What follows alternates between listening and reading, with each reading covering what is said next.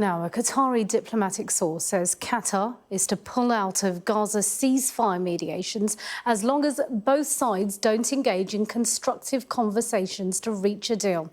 Hamas has also been informed Qatar won't host their political office in Doha. The US has also been informed of Qatar's decision. Well, let's get more on this with our Middle East correspondent, Alistair Bunkle. He joins me live from Jerusalem. So quite a bold move from Qatar. I imagine they're hoping to prompt some kind of reaction, Alistair.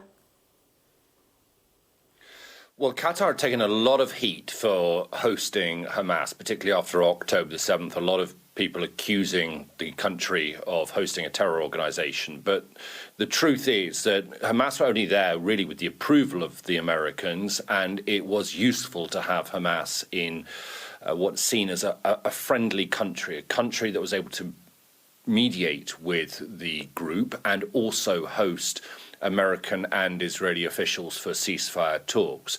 There was some success. There was the 7-day ceasefire back in November when more than 100 hostages were released from Gaza in exchange for around 240 Palestinian prisoners being held in Israeli jails. But ceasefire talks ever since then, many of which had taken place in Doha, repeatedly failed. And so a lot of sides lost patience. The Qataris were losing patience. It was no longer really worth their reputation to have Hamas there. And the Americans had lost patience as well. And I think this move has been done at the request of Washington.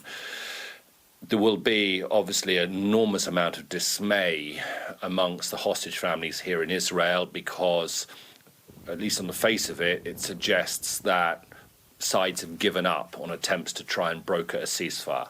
I don't think that's absolutely the case. This move is potentially one to try and jolt Hamas into agreeing to some sort of deal. Otherwise, they lose their sort of cozy homes in Doha. The Egyptians, who have been part of the mediation process, could still play a role as well. But Hamas will probably now go to either Turkey, where they already have a presence, and Erdogan has been pretty supportive of Hamas over the last year or so, or they could go to Tehran, which would make things very problematic for ceasefire talks. There are reports they'd also had officials in Algeria and Mauritania over recent weeks. But a diplomatic source within who's familiar to what's going on has told us that they blame both sides for the failure in talks, not just Hamas, but also it was a pointed message at Benjamin Netanyahu as well that neither side was prepared to engage properly and meaningfully in talks. Both were very firm in their own positions and weren't ready to compromise.